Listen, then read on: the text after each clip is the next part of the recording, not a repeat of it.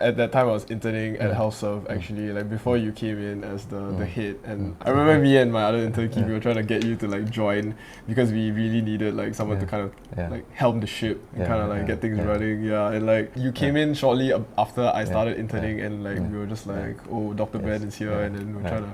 It's like, you know, like property agents trying to get you to buy the house. We were trying to get you to get you to like come to think of it, you do have the look of a property agent. Okay.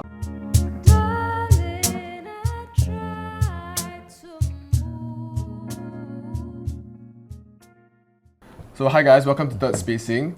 I'm Kenan, your host, and today we have our very important guest, Dr. Benjamin Kuan, who is the current CEO of HealthServe, which is a non-governmental organization or an NGO that aims to provide affordable, quality healthcare to our migrant worker community in Singapore. He's had quite an unconventional path as a doctor, and today we'll be talking to him about how he ended up here, his role in HealthServe, and migrant worker healthcare in Singapore. Without further ado, Dr. Ben, could you just introduce yourself and what do you do? Thanks, Kenan, for having me on this episode of Third Spacing. I'm a doctor by training, family doctor by training, with an MBA sometime in my career. Right. Today I lead HealthServe, NGO, right, a charity actually, a healthcare charity that provides for the migrant workers. As the head of the agency, right, I manage the various teams, right. But as a clinician, every now and then I still hop in to help with the patients, especially the more complex cases. A lot of my day-to-day is actually helping to shape the direction of the organization and trying to achieve our overall vision and mission, where we believe in a society where migrant workers live a life of health, well-being and dignity. Many people may know that HealthServe started off as sort of like a GP, mom and pop kind of charity, but today we are more holistic. We also include mental health, the casework support and all that. Right. One of the more pertinent questions, a lot of people don't really know, like how is it actually like working in a non-governmental organization? Like, for example, where does funding come from? How do you pay your staff? Like, how does the process of collaborating with other organizations or the government work? Actually, for us doctors, we work in government hospitals, right? The way we practice in the hospital is not very different from in the non-profit space. A lot of times we don't think of profits, right? We think about delivering the care to the beneficiaries. So the difference then, of course, will be where the funding comes from, right? In the government sector, of course, the government provides some form of subvention funding. In the private sector, then a lot more of it comes from the patients. Whereas in the social service space, a lot of times when we run a charity, we don't try to break even, we don't make profits. So we always need funds to come in. And for HealthServe, like many other charities, we seek support from individuals as well as institutions and organizations. So we do have individual donors and we have institutional donors who support us because they believe in our cause, in what we are trying to do for the migrant workers. Right. For like a healthcare practitioner, right, like what would be different in a setting in the clinic in HealthServe, for example, as compared to like in the bigger public hospitals? We're always trying to deliver best possible care with the resources available, right? For the migrant workers, they actually have to pay full private rates to seek care in the government hospital systems. So when they see us, they only pay us $8 for acute consultations, $15 for chronic consultations, inclusive of medications. With that, you can imagine that there will be quite a bit of a cost involved. We have to manage this by using cost-effective medications, more of the generics, and we have a formulary that of course encompasses a broad range of conditions, and all this will allow our volunteer doctors to practice almost like in the government hospitals. For you, like you joined in March 2020, which is like at the kind of height of the COVID pandemic in Singapore. I'm just curious, like, for you, what was your experience like coming into this organization at such a very uncertain time, and what was it like working on the ground? Yeah, at that time, we were really short of volunteers, so I was running clinics every night. I was moved by what the organization was trying to do. Having seen how SARS was when I first graduated, the things that were going around for this Wuhan virus then, and then COVID, right? Subsequently, I could sense that it was a lot bigger. So do I want to sit around, right, or do I want to get more involved? So after reflecting, praying through it and all this, right, I decided, this is the time lah, this is the season. However long the season is, let's do it, right, during this pandemic. So I took on the role. as the head of medical services then. How's that been for you? Like, because currently you actually are the CEO, so you're kind of like promoted from like just the head of medical services into something a little bit more important. How is that for you? Like, how's the process like, and how do you end up becoming CEO? Well, it wasn't an overnight thing in that sense. So actually, when I joined the organization, yes, there was the clinical part involved, but I also got myself involved in various administrative management, stakeholder engagement. I think earlier we had some casual chat about how I'm the capo, want to get involved in many things, kind of personality, right? From even day one, I mean, where there are opportunities, I got involved in the various discussions with the other HODs to see how we can help the workers more. Right? Many of them who were terrified when we went in full PPE. They thought that the healthcare workers going to bring them to somewhere else, and they are going to be, basically maybe perhaps euthanized or something like that. Because right, there was so much disinformation going around, right? So we engaged with the healthcare teams as well, right? Because we were medical, we were able to provide the cultural nuance, the sensitivity of how to care for the workers, having 10 over years of experience in this sector. We were then further invited to task force and work groups to provide inputs.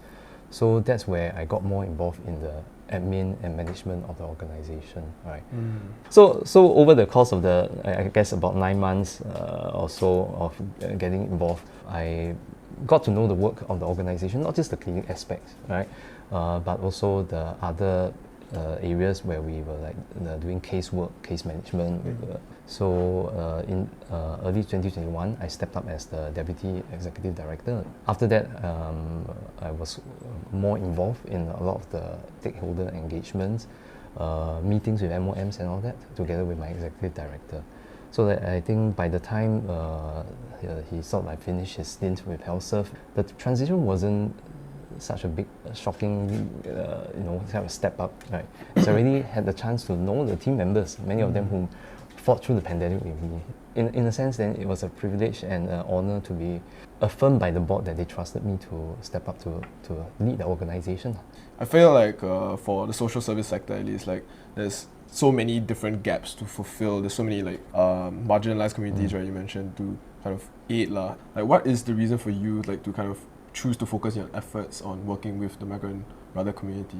I think that's partly life experiences, exposure, as well as perhaps personal preferences and all that lah, right? My father was in the construction sector, right? He was involved in site supervision. Or this is before he gradually progressed up to project management. So when I was a kid, I remember visiting some of the dormitories, and I recall my dad speaking basic Thai, right? Inquiring about the welfare of the workers, how they are, have they had their meals and all these things. And it was a very, very natural, kind of conversations that he had with them, right? This is a lot of it on hindsight. The way my father, he was a very kind person, engaging with the workers, right? Like they are, very much like a common humanity. Fast forward to after I graduated, as I was working, right? I think when I encounter construction workers or migrant workers in my clinic, it was very natural for me to regard them as just another patient. Yes, communication was a bit more challenging, but all the more as I spent a bit more time to try to know them, right? And again, that capo side of me, the family vision capo-ness, right? Wanting to know them more. So a lot of times I end up talking about their families and all these things. So I regard them as any of the other patients. Although, of course, from a pragmatic point of view, right? A lot of my colleagues will see that their issues should be a lot simpler to address now. All of them maybe here to chowking get MC. Why spend so much time with them, right? But it just came naturally for me, right? And so when it came to the time when HealthServe, there was a need at HealthServe. It was quite natural for me to say that. Well, I mean, this is an opportunity for me to give back, lah. I think like for me, I was kind of I joined HealthServe as an intern in the very start of 2020s, which was like the Wuhan virus at that point. And why do you join HealthServe? What I wrote like in my personal statement, and I still feel strongly, I think was that like lack of exposure to these communities. I felt like even though I've seen our migrant brothers like kind of work around Singapore and stuff, it's just like Like I didn't really like, go up and talk to them. I didn't really understand like where they came from or anything. I kind of just like saw them and was like, oh, okay, and then I just like moved on with my day, right? Yeah, and then like I realized like at that point I was like trying to find a way to like expose myself to like other things, and yeah, I think like that kind of drew me in because I think health serve was a very at that point like it was quite established, I think, and yeah, I think like my time in health serve was really such an insightful time, and like it kind of like made me assured to like join the medical field because I thought like this was something that I really wanted to do. That's and great. I think like yeah, like I remember having that chat with you like over coffee one day, and then you were like, oh yeah, like even if you don't get to medical school, you can still do this and that and that. And I was like, I mean, I didn't really like think too deeply into it at that point, but I think like it was such a good like conversation that kind of like assured me to the way that I can make impact despite in spite of being whether I'm not a doctor or not lah. And this like question I had, I was just really interested to hear what makes someone like put all their time and effort into like kind of helping out a particular community, because like it's still a tough question that I feel like I'm like not able to answer in terms of like, oh, where should I put all my efforts into? Yeah. So when you talk about, why not involve in this, that, I think don't stress yourself out too much. Afterwards you burn out, Yeah. A lot of times as young, passionate individuals, there's always all these pressures, even in JC and all that, there are so many CCAs, interest areas and caring for the elderly, for the young and all these things. And you get the feeling that you should be involved in everything. But I think you have to think about where our skill sets are, right? Where our finite resources are, and our time that we have, and where we think we can best contribute. Otherwise, if you do many things but devote very little for each, right, you'll never be an expert in that. You'll not be able to do very much, right? Just touch and go, right? What's the al dente kind of point? There's no straightforward right answer, but it's part of life, right? So it comes down to time and season, right? And if you feel passionate for this course at this point in time, go for it. But later on, if things change, it's not wrong to move to something else. Like today, I am leading health serve, taking care of the migrant workers. 5-10 years down the road, I don't know, maybe I may focus on some other areas, right? Maybe the local poor, right? Or the young, right? I wouldn't know. But I'll take whatever learnings and experiences I have previously to make the best of it. Yeah. I think one of the topics that I wanted to touch on was also like that. Yeah, like you mentioned that journey that you took was very like windy. It wasn't really like very set in stone. I think a lot of people like think about being a doctor as like certain terms like, oh, like you're a specialist, you're a generalist, GP. And I'm just curious, like what do people or your peers in the medical field as well like think about this journey that you've taken? Do you think it's like unconventional, or like what do you think about it? Well, to be honest, I don't really think or bother very much what my peers think because end of the day, we need to be at ease with what we are doing, right? And I find it meaningful where I am. I think medicine, or for many of us, the education system, right, in Singapore, right, makes us think that medicine is a linear career, right? Everything in life is quite linear, right? You work hard, you study hard, you get promoted, you get your due rewards and remuneration, and you get on with life, right? Linear this way. The reality cannot be far different from this, right? But unfortunately, there's this strange illusion, right, in the medical fraternity that many of us do actually have this a bit of a linear progression. So much so that when we deviate a bit from it, there's a lot of dissonance, a lot of disappointment, and we then try our best to get back onto the linear, true train, right? But with that, sometimes it creates a lot of, perhaps a lot of unhappiness in the longer term, right? So for myself, if I look back, I'm not really a big risk taker. Otherwise, I would have been an entrepreneur in that sense, right? I'm not that risk averse. Otherwise, I would just want to be a technical specialist. So I'm somewhere in between, right? And I'm interested in many other things. So if I were to go back a bit earlier to med school, right, after graduation, a big part of me in med school was thinking perhaps I could be ER physician. The reason being that Hollywood, there was this show called ER. Yes, back in the early 90s. It was amazing. Wow, very realistic. You see how the doctors did the CPR. Then CPR didn't work in the ED. Thoracotomy, cut open, internal paddles, shock the patient. Wow, the heartbeat comes back alive. It's one life saved. So all this sticks in the mind, right? wow, so awesome. There've been so many consultants that have told me like those senior doctors, they're like, oh, have you watched ER? Have you watched ER? Then, I watched ER. I was born after ER. I was like, okay, yeah. Then, Anything else besides ER is nah, not even Chicago Hope. Don't think even of Grey's Anatomy. That one is just soap drama. Right? Yeah. ER is really the medical stuff that we see. Yeah, so that got me to want to do that. But after graduation and practice, go through the shift work system and all this, and I realized that kind of excitement all the time, not exactly me lah. Right, I was interested in a lot of the sub-spec postings I was in. ONG, Auto, I was also interested, but somehow just didn't manage to get into those postings after. So I was thinking something maybe a bit more intellectual, which was maybe a bit more the geeky me, right? Yeah. So I thought I'll take up internal medicine. And that time also met other GPs, right, in practice, whether reservice or elsewhere, right? And I got to see that, they live pretty happy lives. I remember there was this particular doctor, right, who was self-made watch expert, right? Oh, wow. And he was just a GP in a clinic, right, with a clinic group with his friends, and his patients loved him. Then I think about some of my consultants in IM, they always had that long-suffering look. And it's like, like that, right? But they have so much. Right? Why are they unhappy, right? So it made me realize that a lot of times we put a lot of undue pressures on ourselves, right? And the expectations are from us. And of course, in life there will be trade-offs. So after I went back to the government service, it got me thinking. Eventually, I decided that perhaps specialty route wasn't for me. So I joined this medical group, right, that had opportunities, or what I felt at that time, opportunities to be involved in admin management and get involved in more itchy backside stuff, right? And truth be told, I did. For the 12, 13 years I was there, I started off as one of their resident physicians at the health screening center. I got involved in things like website design, collaterals, printing, all these things, right? Which wouldn't have been possible in a bigger medical group. And that's when I also did an MBA to be more,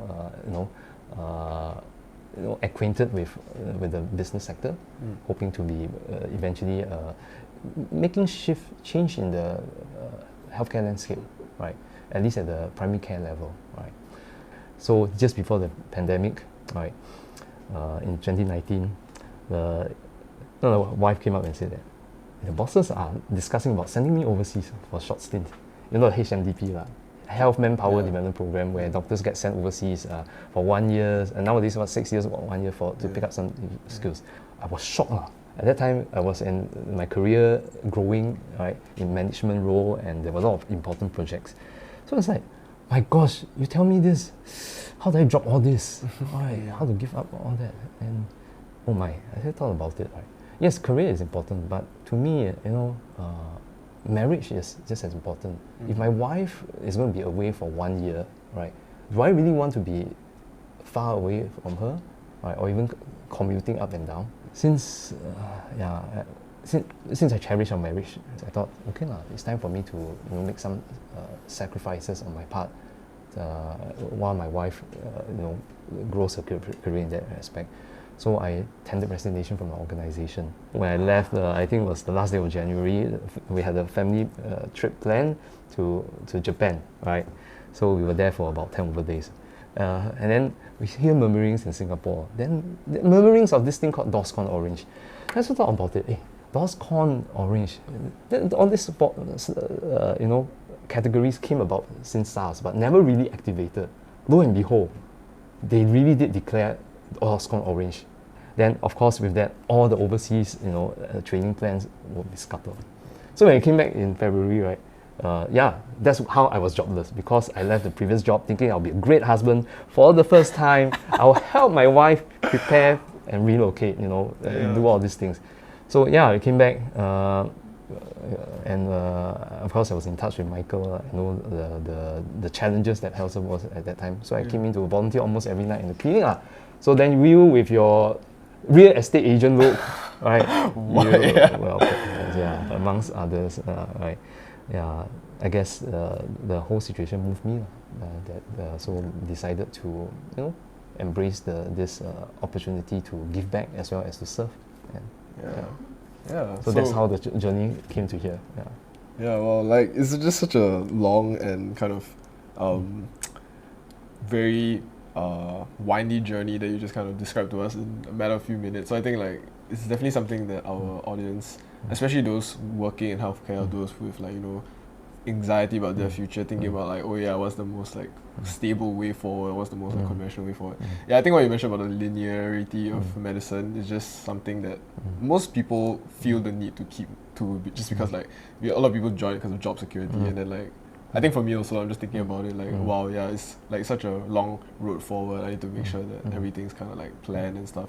I think that again, it comes back to how many of us, especially who are products of the meritocratic system, we are deceived into seeing linearity as the matter of fact. To the point that a lot of times when life throws curveballs at us, we don't know how to respond. I think we should embrace that failures are part of life, all right? And more importantly, is not to see failures and all these setbacks as a full stop to whatever you're trying to achieve, but to learn from these mistakes and setbacks and become stronger. Learn from them and move on from there. Right.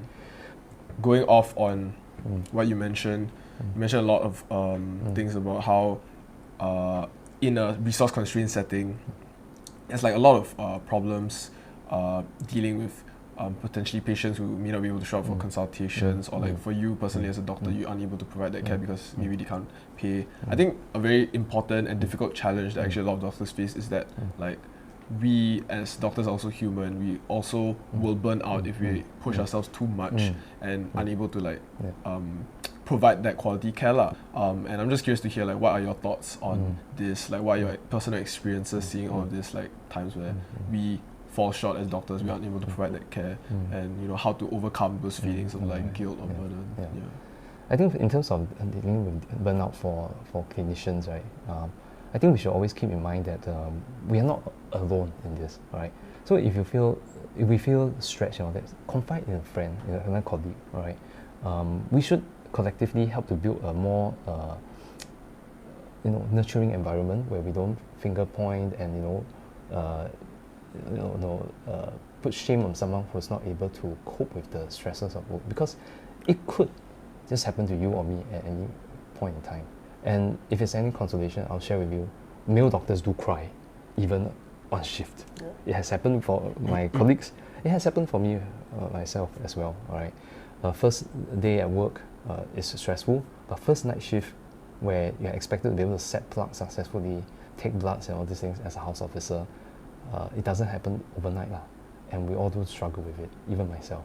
I'm not ashamed to share this, right? And I hope that helps, more clinicians, future doctors, to feel that it's not a taboo to admit that you need help and you need some support, right? But if you're talking about health serve ourselves, we actually do have our own resources to support our team members from burnout, right?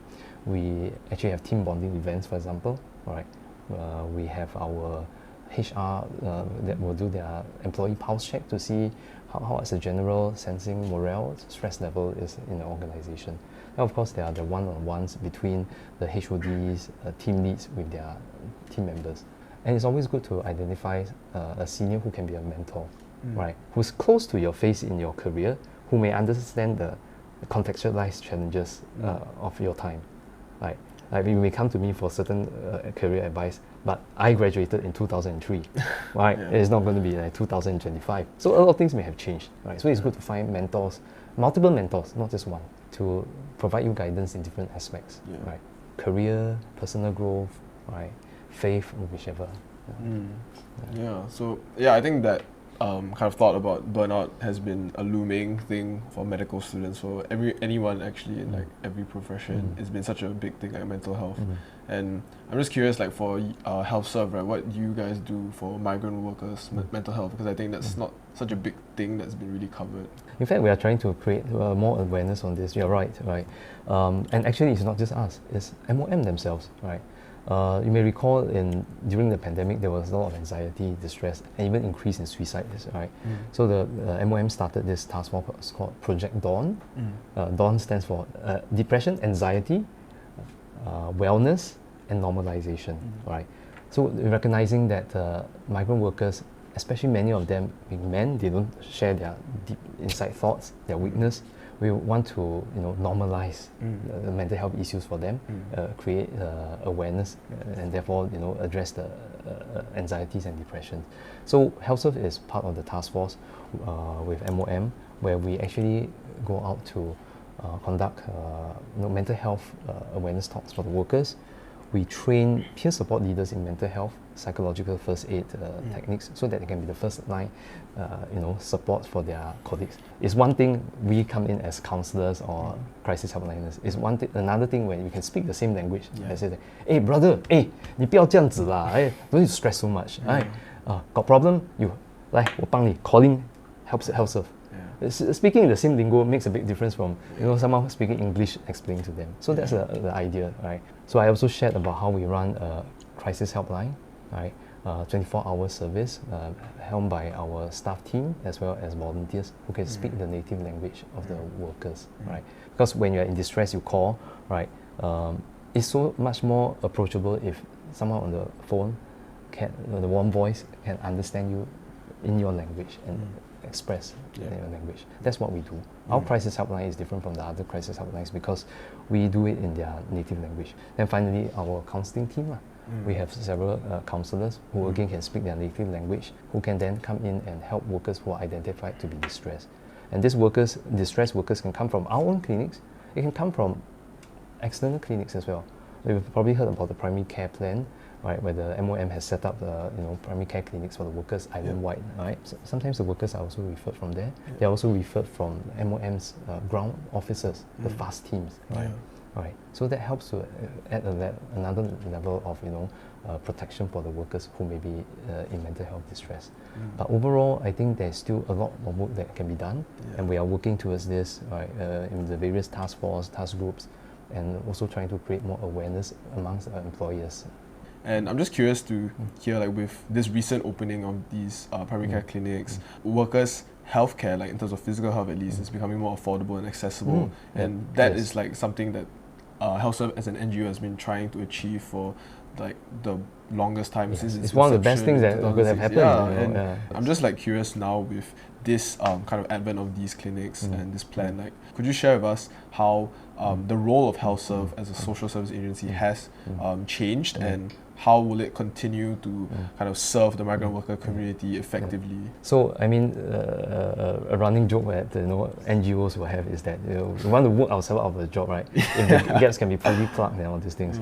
So, to some extent, this has sort of come true for HealthServe, at least in the GP care for the CMP sector, migrant workers. By saying CMP is construction, marine, process sectors, right? So, the primary care plan, the PCP, kicked in April last year, 2022, and we see that the number of patients coming to see us for help has gone down, right? Which is a reflection that the PCP must have worked.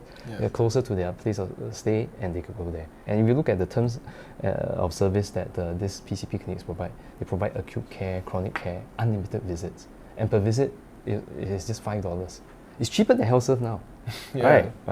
And we're very glad that this has come true, right?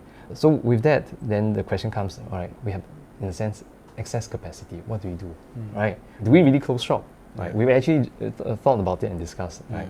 Of course we can, but over the years we built up this goodwill of volunteers from the healthcare community volunteering with us, right?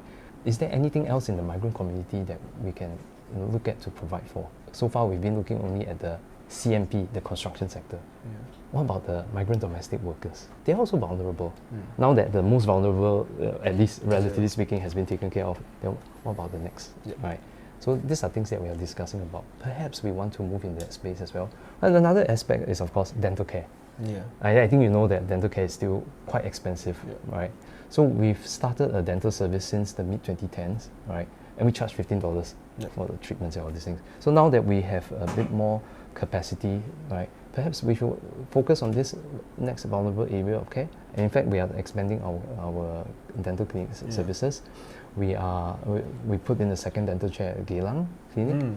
We are calling out for volunteers, and we are also looking out for dentists who can help support us even in the daytime, so that more of these workers who are suffering from pain can be treated.